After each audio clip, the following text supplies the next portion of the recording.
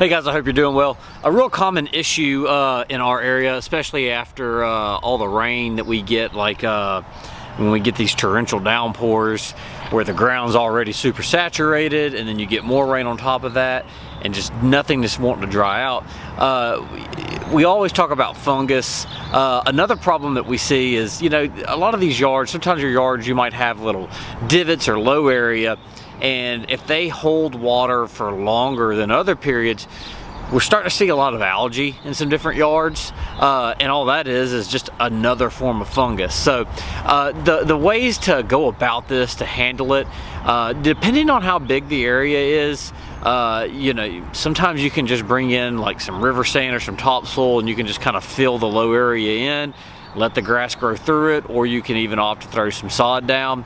A lot of times as well though, or more often than not, you're really going to need to consider doing some drainage work. We always recommend you to consider actual subsurface drains with catch basins and or actually a French drain. It's a lot easier to actually collect that water and carry it off with pipes underground and discharge it wherever you want it to go than it is to redirect it. When you try to redirect water, number one, it requires a lot of labor and moving of dirt, but all you're really going to do is you're going to move the problem from this area to somewhere else in your yard. Whereas with drainage systems, you can actually collect the water, move the water, discharge it like out into the street. There's several different options you can do. You can do barrel drains. Like I said, there's a variety of different ways, but just something to be mindful of, especially when the ground's super saturated like it is.